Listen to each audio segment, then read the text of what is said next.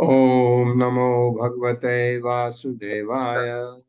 ओम ओम नमो नमो भगवते भगवते वासुदेवाय। वासुदेवाय। ओम नमो भगवते वासुदेवाय। ओम नमो नमो भगवते भगवते वासुदेवाय। वासुदेवाय। ओम नमो भगवते वासुदेवाय।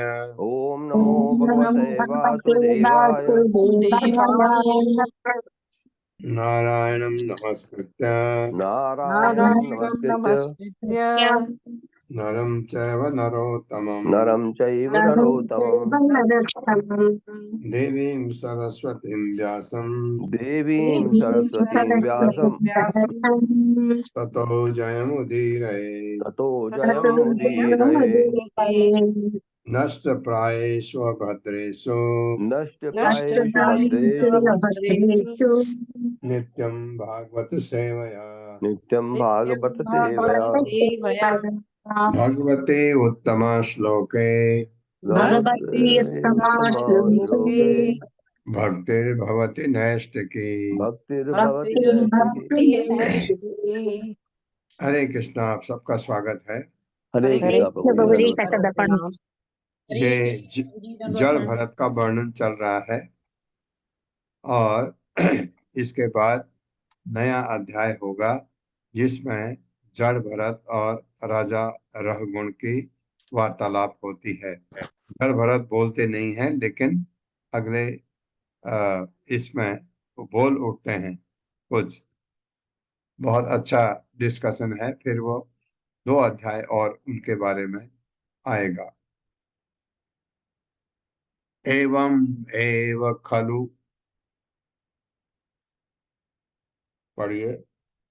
एवं एव खलु महत् महत् अविचार अविचार अतिक्रमः अतिक्रमः अतिक्रमः कार्ष्णेन कार्त्स्नेयान् आत्मने आत्मनि आत्मने फलति।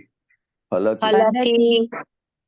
शब्दार्थ है एवं एव, इस प्रकार, खलु निसंदेह, महत् महापुरुषों के साथ, अभिचार ईर्ष्या के रूप में, अतिक्रम अपराध की सीमा, कार्ष्णेन सदैव, आत्मने अपने ही ऊपर, फलति प्रतिफलित होता है, पड़ता है। मेरे साथ पढ़िए। जब कोई ईर्ष्यालु व्यक्ति जब कोई जब ईर्ष्यालु कोई व्यक्ति ईर्ष्यालु व्यक्ति किसी महापुरुष के समक्ष किसी किसी महापुरुष के महापुरुष समक्ष के महापुरुष के समक्ष समक्ष कोई अपराध करता है तो कोई अपराध कोई कोई करता है अपराध तो अपराध करता करता है हो तो उसे सदैव उसे उसे सदैव सदैव उपर्युक्त विधि से दंडित होना पड़ता है। उपर्युक्त विधि उपयुक्त से दंडित विधि होना से पड़ता है। दंडित होना पड़ता होना है। पड़ता है। हाँ, ये तो महापुरुष की बात कही। और जब कोई वैष्णव के प्रति अपराध होता है तो वो भी बड़ा भयंकर अपराध होता है। इसलिए इन अपराधों से हमें बचना चाहिए, क्योंकि अब आपको पता लग गया है कि कहाँ कहाँ अपराध से आपको बचना है। ये भक्ति में भागवतम पढ़ के इतना ज्ञान हमें हो गया है, तो महापुरुष की तो बात ही छोड़े। अब भगवान का कोई एक साधक है, अभी भक्त नहीं बना है, उसके प्रति भी अपराध महान अपराध होता है, भगवान माफ नहीं करते। 20वां श्लोक पढ़ते हैं, मेरे साथ पढ़ेगा। नवा एतद् विष्णु दत्त न वा एतद् नवा तद विष्णुदत्त दत्त महत् अद्भुतम् महाद्भुतम् महातद्भुतम् महाअद्भुतम् यद संभ्रमः यत् यत् सम्भ्रमः सम्भ्रमः संभ्रमः स्वशिरः छेदन्। स्वशिरश्छेदन् सचिरच्छेदन् स्वशिरस भी बोल सकते हैं, स्वशिरः बोलेंगे तो स उड़ जाएगा, छेदन। आपतिते अपि आपतिते आपतिते अपि विमुक्त देहादि विमुक्त विमुक्त देहादि देहाद्यापि द्यो है ना, द्यो, दो में य लगा हुआ देहाद्यापि है। आप उसको देहादि पढ़ेंगे तो आत्म भाव, आत्मभाव आत्मभाव आत्मभावः सुदृढ़ सुदृढ़ हृदय ग्रंथीनाम हृदय ग्रंथीनां सर्व सत्व सुहृद आत्मानम आत्मा आत्मना सर्वसतसुदात्मानम् आत्मनाम् सर्वसत्त्वशुद्धात्मनां आत्मनां निर्वैराणाम निर्वैराणाम् वैराणां साक्षात साक्षात् साक्षात् भगवता भगवता भगवता निमिष निमिष अरिवर हरिवर आयुधेन आयुधेन अप्रमत्तेन अप्रमत्तेन अप्रमत्तेन तैः तैः भावे तैर्भावैः भावैः परिरक्ष्यमाणानां परिरक्ष्यमाणानाम् परिरक्ष्यमाणानां तत्पादमूलम् तत्पादमूलम् कुतश्चित् कुतश्चित् भयं भयम् उपसृतानां उपसृतानाम् भागवत भागवत परमहंसानां परमहंसानाम् शब्दार्थ है न नहीं वा अथवा एतत् यह विष्णु दत्त भगवान हे भगवान विष्णु द्वारा रक्षित महाराज परीक्षित। वाह क्या बढ़िया नाम, विष्णु दत्त, विष्णु द्वारा रक्षित महाराज परीक्षित को बोल रहे। महत महान अद्भुतम आश्चर्य यत जो असंभ्रम व्याकुलता का अभाव स्व सिर छेदने अपना सिर काटे जाते समय आपतिते आ पड़ने पर अपि यद्यपि विमुक्त मुख्यतः पूर्णतया मुक्त देह आदि आत्म भाव जीवन का मिथ्या देहात्म भाव सुदृढ़ सुदृढ़ हृदय ग्रंथि नाम हृदय ग्रंथि वालों का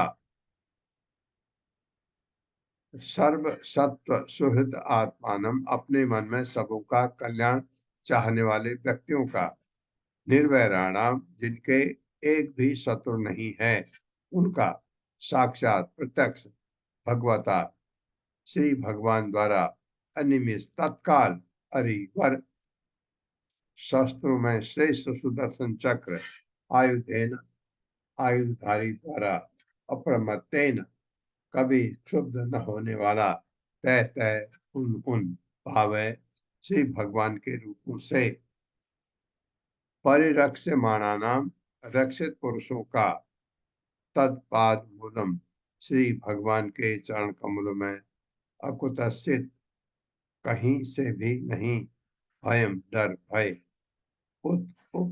उपस्थानाम शरणागतों का भागवत ईश्वर के भक्तों का परम हंसा नाम परम हंसों का मुक्त पुरुषों का।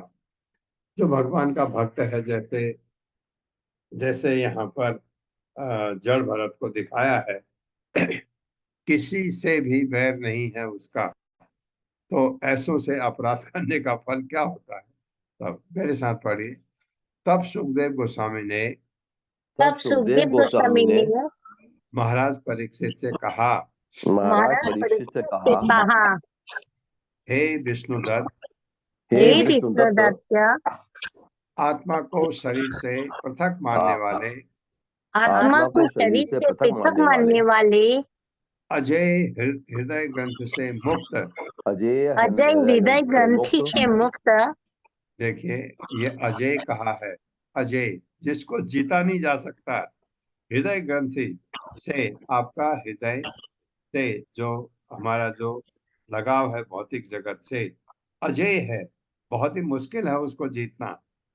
लेकिन अजय हृदय ग्रंथि से मुक्त, उसको जो मुक्त कर चुका है वो कितना महान है, जिसने एक भौतिक संसार से अपने को अलग कर लिया है। वो समस्त जीवों के कल्याण कार्य में, समस्त जीवों के कल्याण कार्य में निरंतर अनुरक्त तथा दूसरों का अहित न सोचने वाले व्यक्ति, चक्रधारी तथा असुरों के लिए असुरों शुरू के के लिए लिए परम काल। परम परम काल काल भगवान की बातें हो रही हैं ये।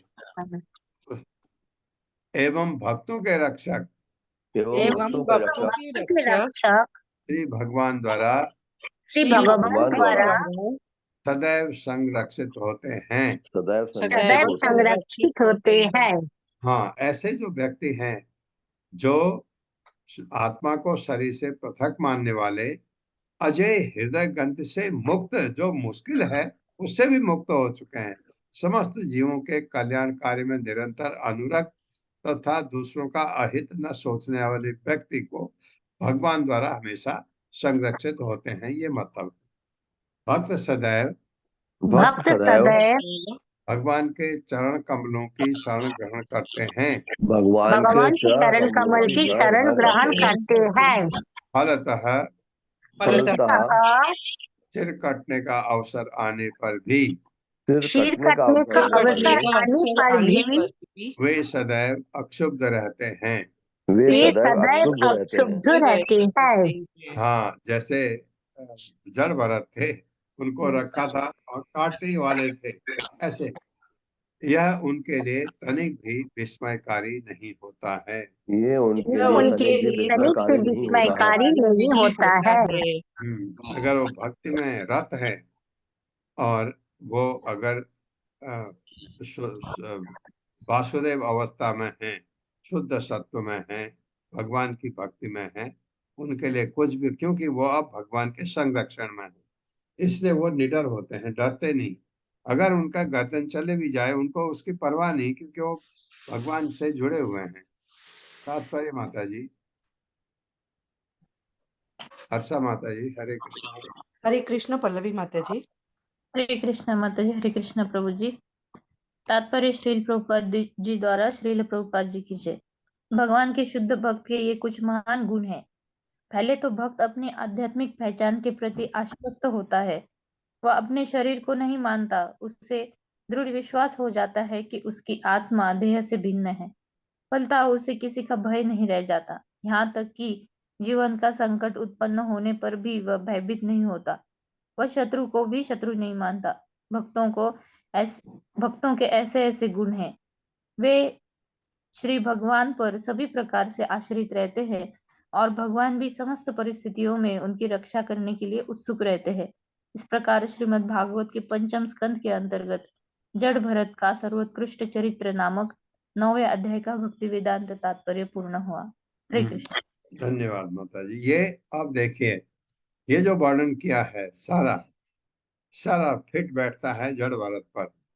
जड़ भरत बिल्कुल वैसे ही थे जो वर्णन आया है अभी, कि वो ऐसे भक्तों का भगवान उनकी रक्षा करते हैं, क्योंकि अब वो निडर हो जाते हैं।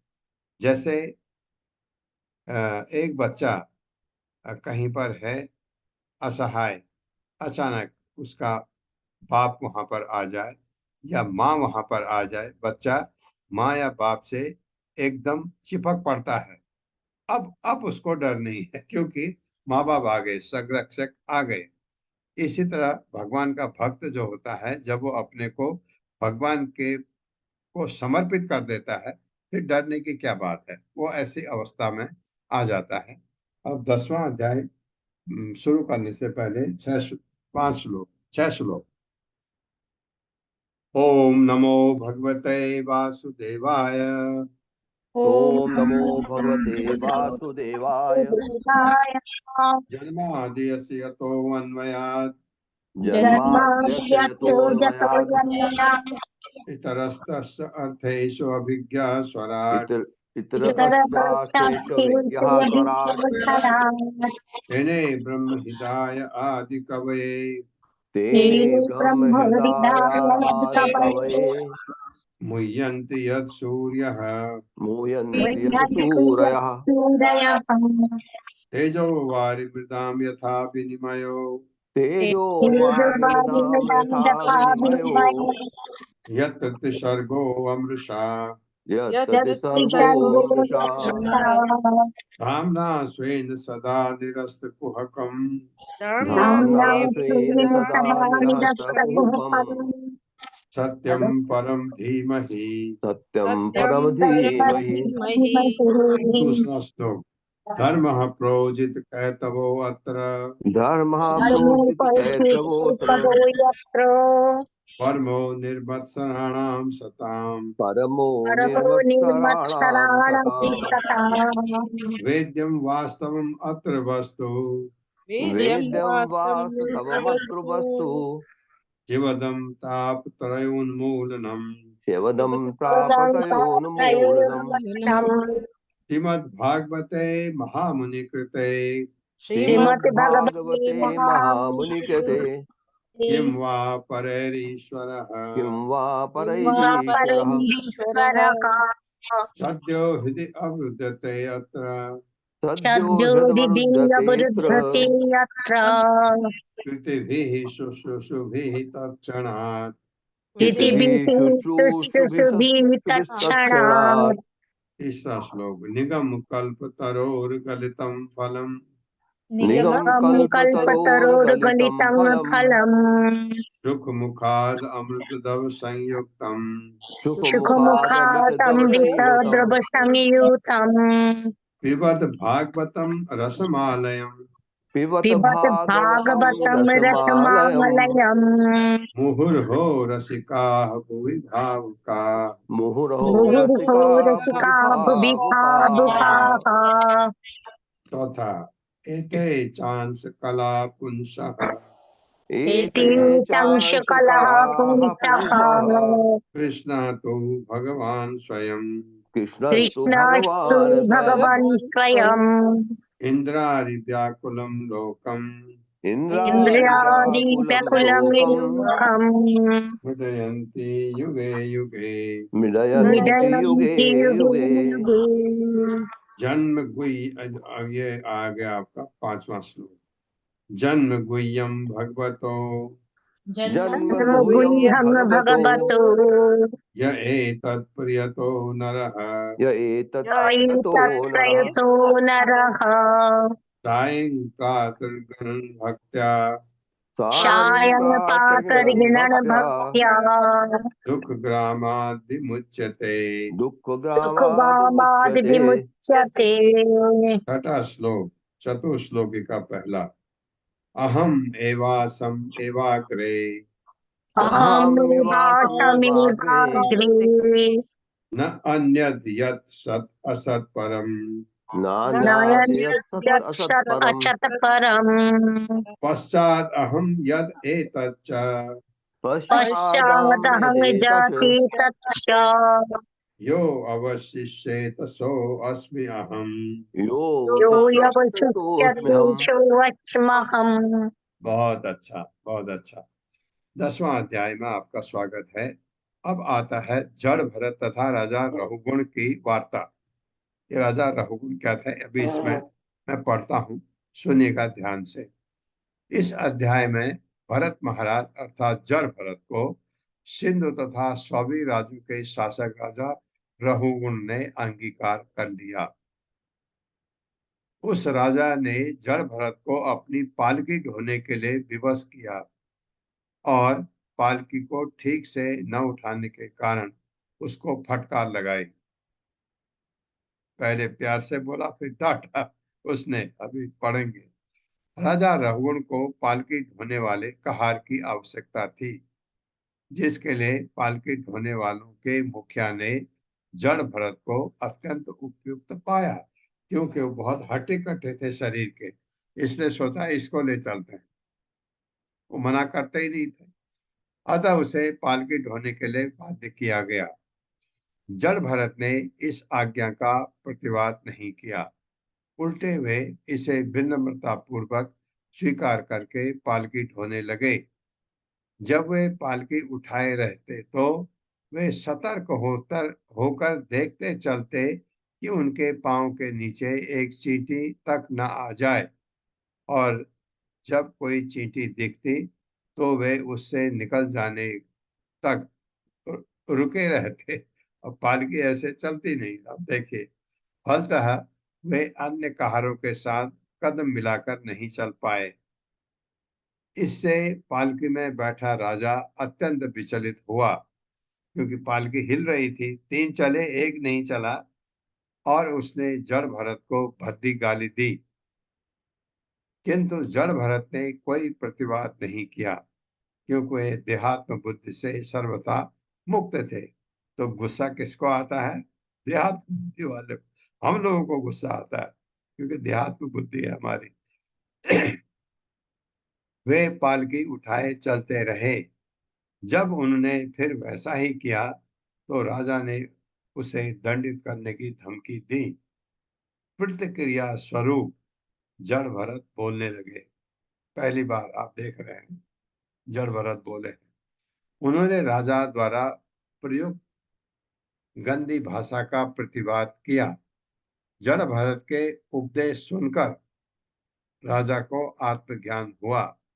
जब उन्होंने कुछ बोला तो उसको लगा ये तो कोई साधारण व्यक्ति नहीं बोल सकता ऐसा, और राजा पालकी से उतरा और दंडवत किया उसको कि आप हैं कौन। ज्ञान आने पर उसने समझा कि उसने एक महान तथा साधु पुरुष का अपमान किया है। उसको समझ आ गया राजा को। उसमें उसने विनीत भाव से आदर पूर्वक जड़ भरत की प्रार्थना की। जब उसे जड़ भरत द्वारा प्रयुक्त गूढ़ शब्दों के अर्थ जानने की इच्छा हुई, उसने सच्चे दिल से क्षमा याचना की। उसने स्वीकार किया कि यदि कोई शुद्ध भक्त की चरण कमल की उपेक्षा करता है तो वह भगवान शिव के त्रिशूल द्वारा दंडित होता है। ये ये बात है, ये ऐसा हुआ। फिर जड़ भरत जो जो राजा रघुगण बहुत ही लज्जित हुआ। उसने सोचा मैंने एक महान व्यक्ति का का अपमान किया है। तो ये बातें इस अध्याय में चलती रहेंगी। श्री शुक उवाच श्रीशुकयुवाच अथ सिंधु सौवीरपते अथ अथ सिन्धुसौवीरपते सिन्धुसौवीरपते रघुगणस्य रघुगणस्य व्रजत व्रजत इक्षुमत्याः तटे इक्षुमत्यास्तटे इक्षुमत्याः तटे तत्कुलपतिना तत्कुलपतिना तत्कुलपतिना शिविकावाह। शिविकावाह शिबिकायाः शिविका होते हैं पालकी। शिविकावाल पुरुषान पुरुष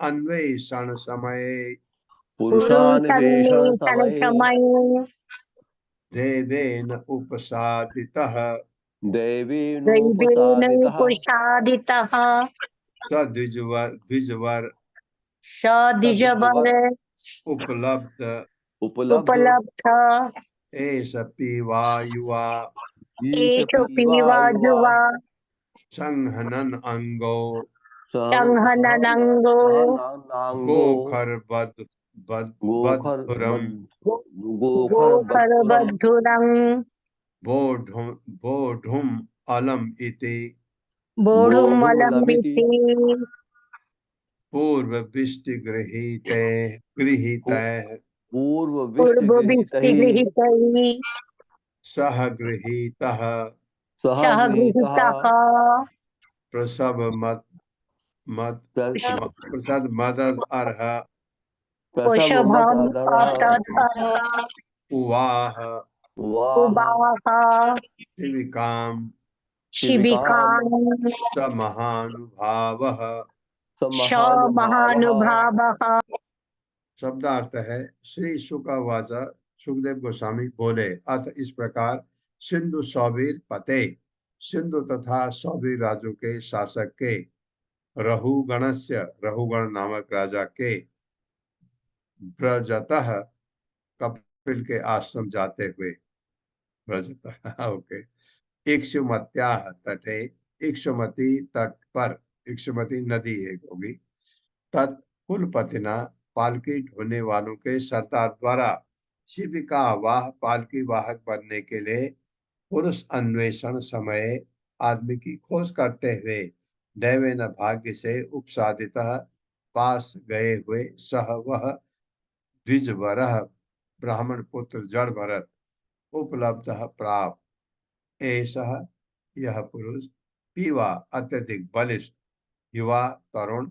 संघनन अंग सुगठित अंगों वाला गोखरवत बैल या गधे के समान धुरम बार बोझा बोढ़म ले जाने के लिए अलम समर्थ इति इस प्रकार सोचते हुए पूर्व वृष्टि गृहीत है बलपूर्वक काम कराए जाने वाले बेकारी में पकड़े गए सह सात गृहीत पकड़ा जाकर प्रसवम बलपूर्वक अतत अर्ह पालकी ढोने के अयोग्य होते हुए भी उवाह ढोता था शिविकाम पालकी सह वह महाअनुभाव महापुरुष। मेरे साथ पढ़िएगा।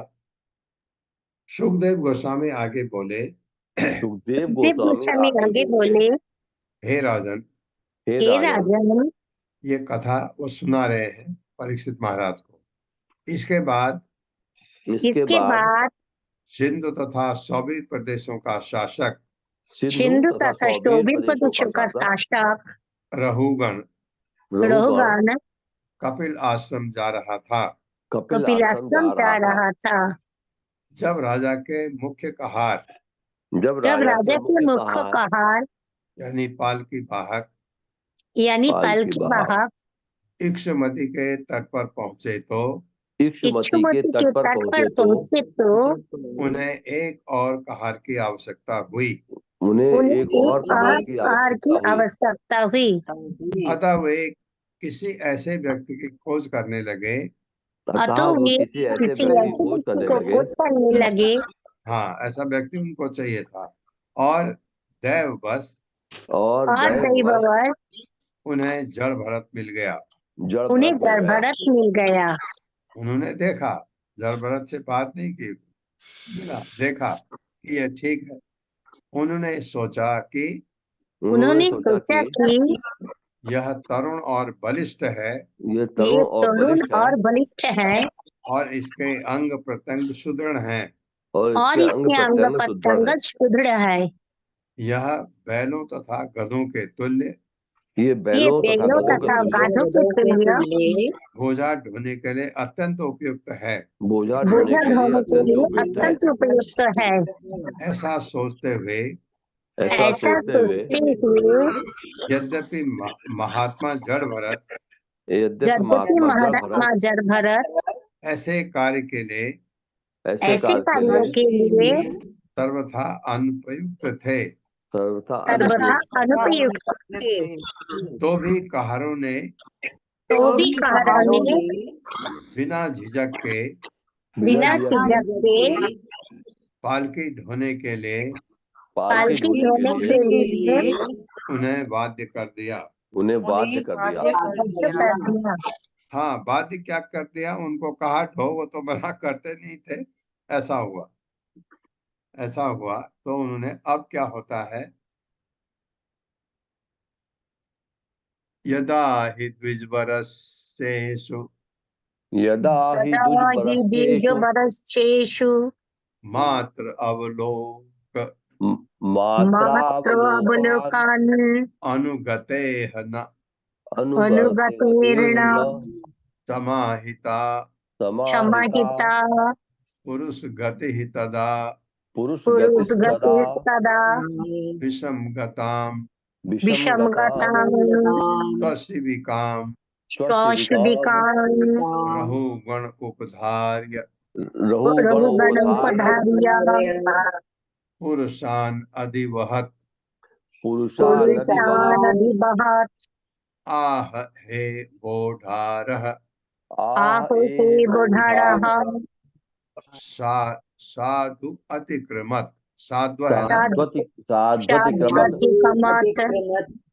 हाँ, जैसे साधु है वो लगा हुआ है, आप इसको हमेशा साधु पढ़ सकते हैं और वो की जगह आ जाएगा। साधु अतिक्रमत किम इति किमिति विषम विषमं मुह्यते मुह्यते ज्ञानम इति। ज्ञानमिति। शब्दार्थ है यदा जब ही निश्चय ही द्विज भरत से जड़ भरत का इस मात्र एक बाण आगे तक 3 फुट अवलोक अनुगते देखकर ही चलने से न समाहिता मेल न खाता हुआ पुरुष गति ही कहारों की चाल तथा उस समय विषम गताम असंतुलित होने पर स्वशिविकाम अपनी पालकी को रहुगुण राजा रहुगुण ने उपधारे समझकर पुरुषान पुरुषों से अधिवहतः पालकी ले जाने वाले कहा, हे अरे बोडार कहारो साधु अतिक्रमत, यह एक बराबर चलो जिससे उछाल न हो। किम इति इस कारण विषमम असंतुलित ऊंची नीची, कभी ऊपर उठे कभी नीचे जाए तो वो पालकी उयते ले जाई जा रही है, यानम पालकी इति इस प्रकार। भावार्थ मेरे साथ पढ़िए। किंतु अपने अहिंसक भाव के कारण किंतु अपने अहिंसक भाव के कारण जड़ भरत पालकी को ठीक से नहीं ले जा रहे थे। पालकी को ठीक से नहीं ले जा रहे थे। जैसे ही वे आगे बढ़ते जैसे ही वे आगे बढ़ते हर 3 फुट पहले वे हर 3 फुट पहले वे यह देखने के लिए रुक जाते ये देखने के लिए रुक जाते कि कहीं कोई चींटी पर कहीं कोई चींटी पर पांव तो नहीं पड़ रहा है, पांव तो नहीं पड़ रहा है। फलतः वे अन्य कहारों से तालमेल नहीं बैठा पा रहे थे। तालमेल नहीं बैठा पा रहे थे। इसके कारण पालकी हिल रही थी। इसके कारण पालकी हिल रही थी। अतः राजा रहुगण ने तुरंत कहारों से पूछा, तुम लोग इस पालकी को ऊंची नीची करके क्यों लिए जा रहे हो? अच्छा हो यदि उसे ठीक से ले चलो। ठीक से ले चलो। हाँ, पहले उसने अच्छी तरह समझाया, फिर उसने औरों ने कहा ये गड़बड़ तो ये कर रहा है, तो फिर डांटा उसने। तात्पर्य माता जी। हरे कृष्णा नित्यांगिनी माता जी। हरे कृष्णा हरे कृष्णा। हरे कृष्णा प्रभु जी, हरे कृष्णा माता जी। तात्पर्य प्रभुपाद जी के द्वारा प्रभुपाद जी की जय। यद्यपि जड़ भरत को पालकी ढोने के लिए बाध्य किया गया था, किंतु उनके मन में मार्ग पर चलने वाली चींटियों के प्रति दया भाव बना हुआ था। ईश्वर का भक्त अत्यंत कष्टदायक परिस्थितियों में रहने पर भी भक्ति तथा अन्य उपयुक्त कार्य को नहीं भूलता। यद्यपि जड़ भरत आध्यात्मिक ज्ञान में बड़े चढ़े योग्य ब्राह्मण थे, फिर भी उनसे पालकी ढोने का कार्य लिया जा रहा था। उन्हें इसकी चिंता नहीं थी, किंतु मार्ग पर चलते हुए उन्हें अपना यह कर्तव्य नहीं भूला था कि एक भी चींटी नहीं मरनी चाहिए। वैष्णव न तो ईर्ष्या करता है और न ही वृथा उग्र बनता है। मार्ग में अनेक चींटियां थीं, किंतु जड़ भरत 3 फुट पहले ही इनके प्रति सचेत हो जाते और जब चींटियां निकल जाती तभी वे आगे कदम रखते। एक वैष्णव सदैव समस्त जीवों के प्रति अत्यंत दयालु होता है। भगवान श्री कपिल अपने सांख्य योग में बताते हैं, सुहृदय है सर्वदेही नाम। जीव विभिन्न रूप धारण करते हैं, जो वैष्णव नहीं है वे मात्र मानव समाज को अपनी दया की योग्य समझते हैं, किंतु भगवान श्री कृष्ण अपने आप को समस्त प्राणियों के पिता बताते हैं। फलतः वैष्णव किसी भी प्राणी को असमय या वृथा ही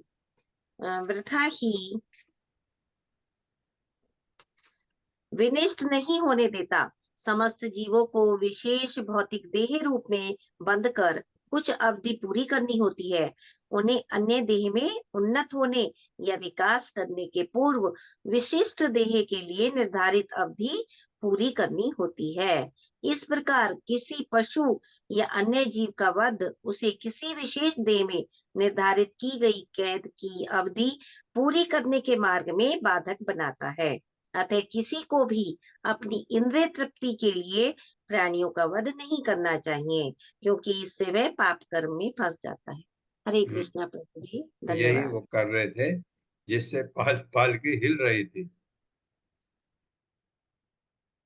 अथ त ईश्वर वचः अथ त अथ ईश्वर ईश्वर वचः वचः स उपालम्बम् उपालम्भम् शायुपालम्भम् उपाकर्ण्य उपाकर्ण्य उपाय उपाय तुरीयात् तुरीयात् तुरीयात् संकित मनसः शंकित मनसः तम तं विज्ञापयाम विज्ञापयान् बभूवुः।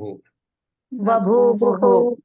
शब्दार्थ है अथ इस प्रकार ते वे कहा ईश्वर वचः अपने स्वामी राजा रघुगुण के शब्द स उपालंबम उलाहना पूर्वक उपाकर्ण सुनकर उपाय साधन तुरीयात चौथे से संकित मनसा संकित मन वाले तम उसको राजा को विज्ञापयाम बभूहु सूचित किया। कहारों ने जब डांट पड़ी, अभी तो डांट नहीं पड़ी मेरे साथ पढ़े, जब कहारों ने राजा रघुगण की धमकी सुनी तो जब कहारों जब ने कहारों ने महाराज महाराज रोगन की धमकी सुनी तो वे उसके दंड से अत्यंत भयभीत हो गए तो वे वे उसके उसके दंड से दंड से अत्यंत अत्यंत भयभीत हो गए गए और उनसे इस प्रकार कहने लगे। और और उनसे इस प्रकार इस प्रकार कहने लगे। कहने लगे। तात्पर्य माता जी। हरे कृष्णा रीता पंडित माता जी। हरे कृष्ण प्रभु जी, हरे कृष्ण माता जी। शिल प्रभुपाद की जय। तात्पर्य शिल प्रभुपाद द्वारा राजनीतिक शास्त्र के अनुसार राजा अपने अधीनस्थ लोगों को कभी समझाता है, कभी डराता है, कभी फटकारता है और कभी पुरस्कृत करता है। इस प्रकार वह उन पर शासन करता है। कहार समझ गए कि राजा क्रुद्ध है, अतः वह उसे दंडित करेगा। हरे कृष्ण। ये डर लग गया कि कहीं दंडित न करे, इसलिए वो बताने लगे कि गलती हमारी नहीं है। न वयम नरदेव न वयं नरदेव प्रमत्ता प्रमत्ता भवत नियम अनुपथा भवन्नियमनुपथः साधुएव न साधु एव वहामः साधुएव वहामः अयम अधुनैव अयमधुनैव नियुक्तो अपि नियुक्तोऽपि न द्रुतं न द्रुतं व्रजति भजति न अनेन नयनेन सह वोढुं सह बोधुमो हा वयं वयं पारयाम इति। पारयाम इति। शब्दार्थ है ना नहीं वयम हम सब नरदेव हे पुरुषों में ईश्वर तुल्य राजा को देव अर्थात श्री भगवान का प्रतिनिधि माना जाता है, तो राजा को उसी ढंग से संबोधित किया। प्रमत्ता कार्य के प्रति असावधान, भवत नियम अनुपथा सदैव आपके आज्ञाकारी हैं, साधु ठीक से एवं निश्चय ही वह हम ले जा रहे हैं, हम तो ठीक ले जा रहे हैं। अधम या पुरुष या मनुष्य अधुना नया एवं निसंदेह नियुक्त लगाया गया, अपि यद्यपि ना नहीं द्रुतम शीघ्रता से प्रगति चलता है, काम करता है, ना नहीं अनेन इसके सह साथ वोडुम ढोने में उह ओह वयम हम सभी पारयामः समर्थ हैं इति इस प्रकार। अब क्या बोलते हैं वो कहार, सुनिए, मेरे साथ पढ़िए। हे स्वामी, हे हे स्वामी, स्वामी, कृपया ध्यान दें कि कृपया कृपया ध्यान दें ध्यान दें कि हम अपना कार्य हम हम अपना अपना कार्य कार्य करने में तनिक भी करने में करने तनिक में तनिक भी असावधान नहीं हैं। असावधान नहीं असावधान है। नहीं है। हम इस पालकी को हम इस पालकी को आपकी इच्छा अनुसार आपकी आपकी इच्छा इच्छा अनुसार निष्ठा से ले जा रहे हैं, निष्ठा से ले जा रहे निष्ठा हैं, से ले जा रही है। किंतु यह व्यक्ति किंतु किंतु ये ये व्यक्ति जिसे हाल में ही काम में लगाया गया है, जिसे हाल जिसे ही में हाल ही में काम में लगाया गया है, तेजी से नहीं चल पा रहा, तेजी से नहीं चल तेजी पा से रहा, नहीं चल पा रहा था। अतः हम उसके साथ अतः हम उसके साथ पालकी ले जाने में असमर्थ हैं। पालकी ले जाने में है। असमर्थ है। हाँ, शिकायत हो गई गुजर पर्वत की। तात्पर्य माता जी। हरे कृष्णा सुधीर प्रभु जी। हरे कृष्णा, दंडवत प्रणाम सभी को। श्रील प्रभुपाद जी की जय। तात्पर्य श्रील प्रभुपाद जी के द्वारा। पालकी के अन्य वाहक शूद्र थे, जबकि जड़ भरत न केवल उच्चकालीन कुलीन ब्राह्मण थे, वरन परम भक्त भी थे। शूद्रों को किसी अन्य जीव पर दया नहीं आती, किंतु वैष्णव कभी शूद्र के समान आचरण नहीं करता। अतः जब भी शूद्रों एवं ब्राह्मण वैष्णवों को एक साथ मिलाया जाता है, तो कर्तव्य पालन में असंतुलन अवश्य आता है। शूद्र धरती पे चल रही चींटियों की परवाह किए बिना पालकी को ले जा रहे थे, जबकि जड़ भरत शूद्रों के समान व्यवहार नहीं कर सकते थे, इसलिए यह कठिनाई उत्पन्न हुई। हरे कृष्णा। जो भी है, पालकी में चलाने में गड़बड़ हो रही थी। सांसर्गिको सांसर्गिको दोष एव दोष एव नूनम एकस्य अपि नूनमेकस्यापि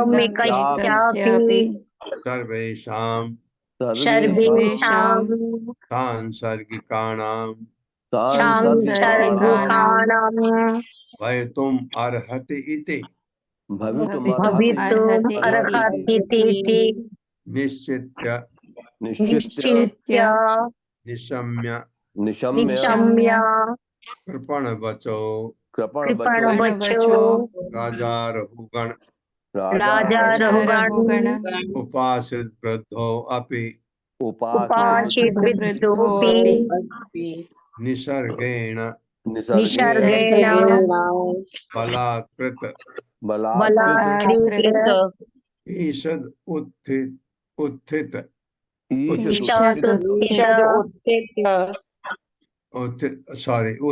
मन्युः उत्थितमन्यो विस्पष्ट ब्रह्मते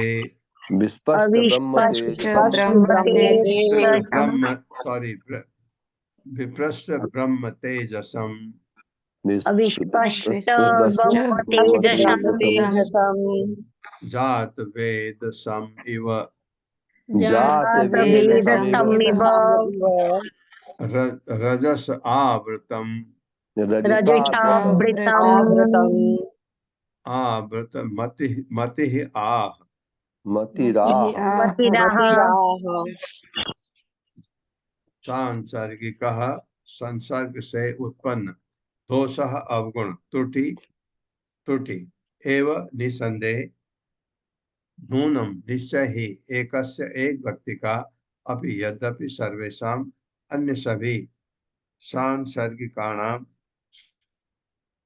उसके संसर्ग में आने वाले व्यक्तियों का भवितुम होना अर्हति संभव है। इस प्रकार निश्चय करके निशम्य सुनकर कृपण वचः दंड भय से भयभीत दीन सेवकों के वचन राजा रघुगण ने उपासित वृद्ध अनेक महापुरुषों का उपदेश सुना और उनकी सेवा किया हुआ। अभी तो भी निसर्गेण अपने स्वभाव से जो क्षत्रिय का था बलपूर्वक कृतः किया हुआ ईषद कुछ कुछ उत्थित जागृत मन्यु क्रोध अविस्पष्ट ठीक से दृष्टिगोचर न होने वाला अस्पष्ट ब्रह्म तेजसम उस जड़ भरत का ब्रह्म तेज जात वेदसम वैदिक अनुष्ठान में भस्म से ढकी हुई अग्नि इव के समान रजसा आवृत रजोगुण से ढकी हुई मति जिसकी बुद्धि आह कहा। मेरे साथ पढ़ेगा। राजा रहुगण राजा रहुगण दंड से भयभीत कहारों के वचन का दंड से भयभीत कहारों के वचन का अभिप्राय समझ रहा था। अभिप्राय समझ रहा था। उसकी समझ में यह भी आ गया कि उसकी समझ में ये भी आ गया कि मात्र एक व्यक्ति के दोष के कारण मात्र एक व्यक्ति के दोष के कारण पालकी ठीक से नहीं चल रही। पालकी ठीक से नहीं चल रही। यह सब अच्छी प्रकार जानते हुए ये सब अच्छी प्रकार जानते हुए तथा उनकी विनती सुनकर तथा उनकी विनती सुनकर वह कुछ क्रुद्ध हुआ। वो कुछ क्रुद्ध हुआ। यद्यपि वह राजनीति में निपुण यद्यपि वो राजनीति में निपुण एवं अत्यंत अनुभवी था एवं अत्यंत अनुभवी था, उसका यह क्रोध राजा के जन्मजात स्वभाव से उत्पन्न हुआ था। राजा के जन्मजात स्वभाव से उत्पन्न हुआ था। वस्तुतः राजा रहुगण का मन वस्तुतः राजा रहुगण का मन रजोगुण से आवृत था। रजोगुण से आवृत था। हाँ, जब आप गुस्सा करते हैं आप एकदम रजोगुण में चले जाते हैं, तो उसको भी गुस्सा आया, रजोगुण से आवृत था। अतः वह जड़ भरत से इनका ब्रह्म तेज कैसा था सुनिए। राख से ढकी अग्नि के समान राख से ढकी अग्नि के समान सुस्पष्ट नहीं था। सुस्पष्ट नहीं था। इस प्रकार बोला। हाँ, राजा को उसके बारे में पता ही नहीं था, क्योंकि उनका जो ब्रह्म तेज था वो ऐसा बताया गया है जैसे राख से अग्नि ढकी रहती ना, तो अग्नि दिखती नहीं है, तो अंदर से वो ब्रह्म तेज था, बाहर दिख नहीं रहा था। ये मतलब तात्पर्य। माता जी हरे कृष्ण। कविता घोष माता जी।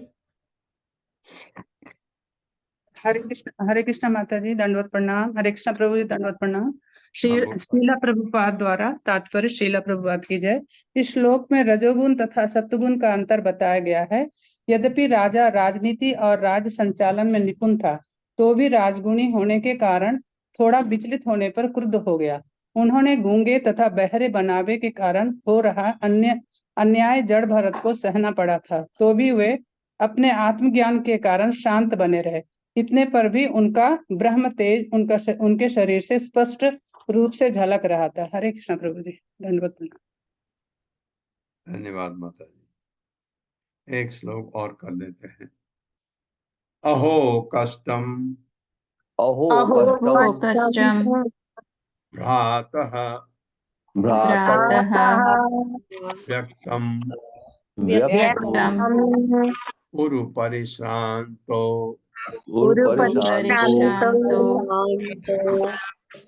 दीर्घम अध्वानमेक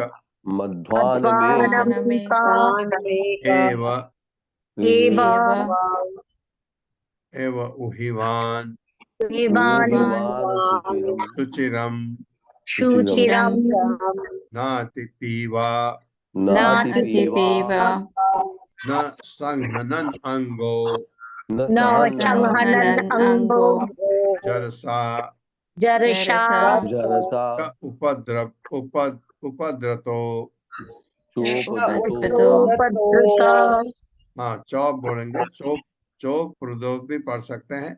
च उपद्रतो भवान सखे भवान सखे नो एवा पर एते नो परेते संघटिन संघटिन इति इति बहु विप्रलब्धो बहु विप्रलब्धो अपि अविद्यया अपि अविद्यया रचित द्रव्य गुण रचित द्रव्य गुण कर्माशय कर्माशय स्वचरम कलेवरे चरम कलेवरे अवस्तुनि वस्तुनि संस्थान विशेषे अहम संस्थान विशेषे अहम् मम इति ममिति अनध्यारोपितम्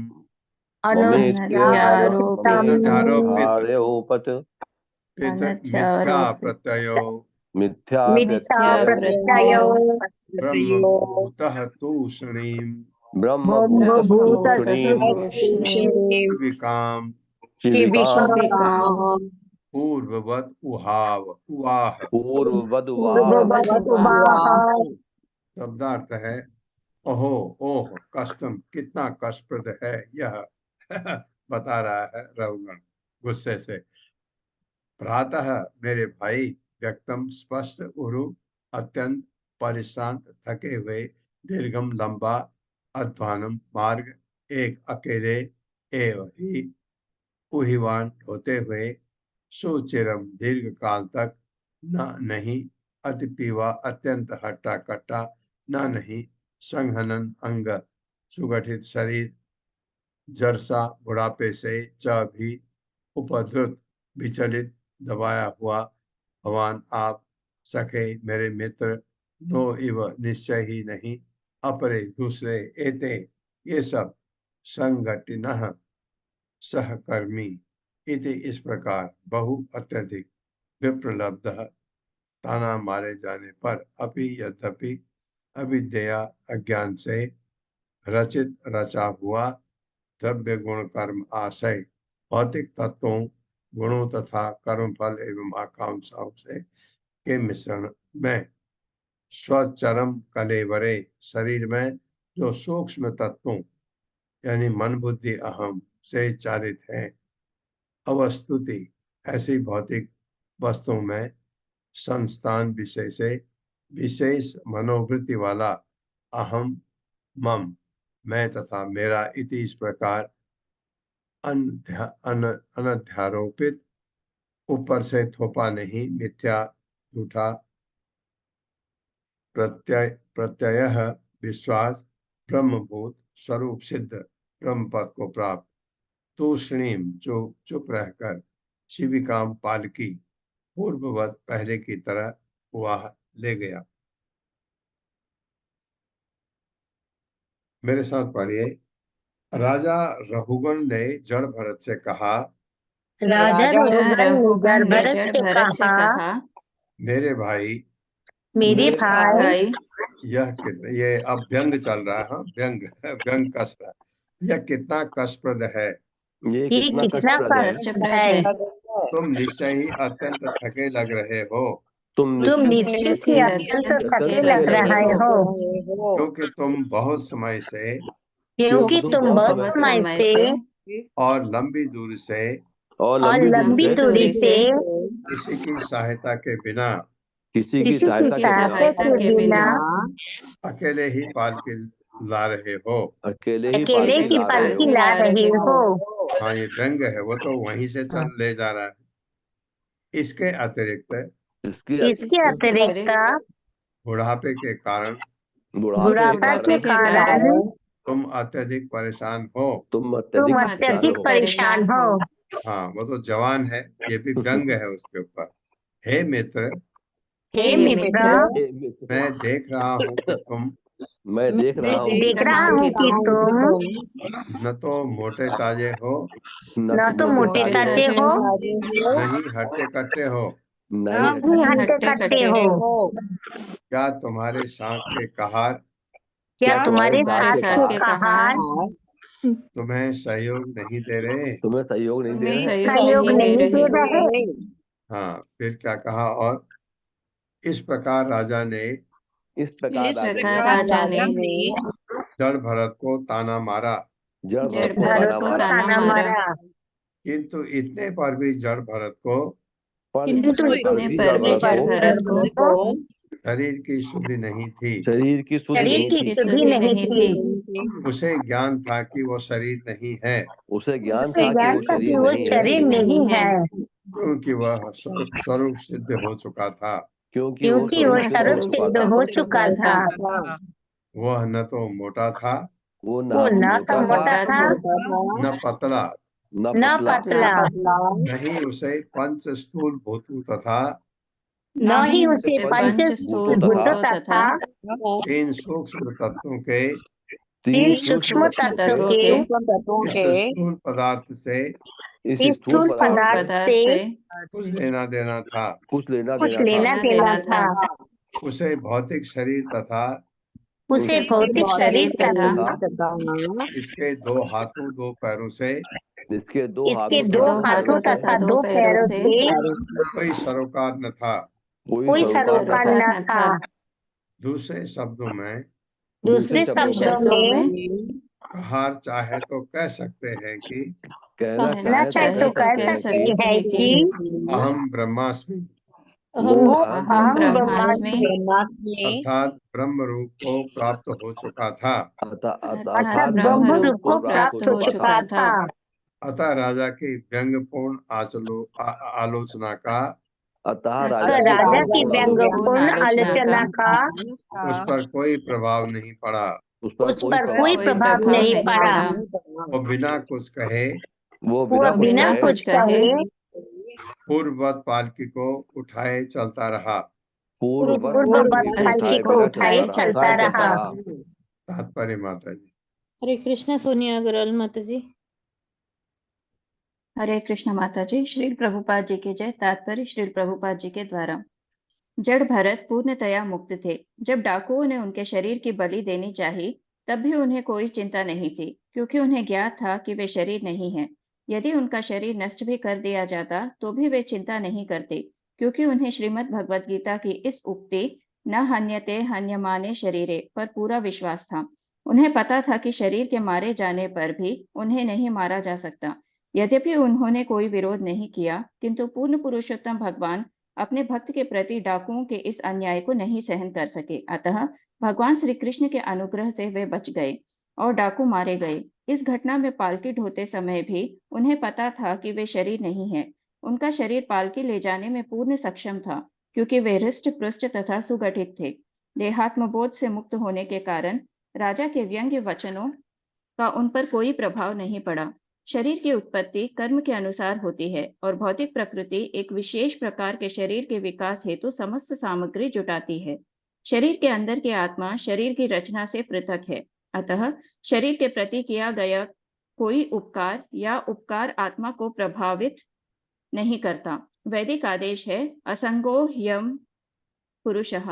आत्मा कभी भी भौतिक स्थिति से प्रभावित नहीं होता। हरे कृष्ण प्रभु जी। हरे कृष्णा। ये बात हुई। अभी इसकी ये कथा आगे पढ़ेंगे, आगे कल से। ओम अज्ञान तिम्रांधक्ष ज्ञानांजन शलाकया चक्षुरुन्मिलितं तस्मै श्री गुरुवे नमः। नमो विष्णुपादाय कृष्णपृष्ठाय भूतले श्रीमते भक्ति वेदांत स्वामिनिति नामिने। नमस्ते सारस्वती देवे गौरवाणी प्रचारिणे निर्विषय सशून्यवादी पाश्चात्य देशतारिणे। जय हो श्री कृष्ण चैतन्य प्रभु नित्यानंद श्री अद्वैत गदाधर शिवासादि गौर भक्तवृंद।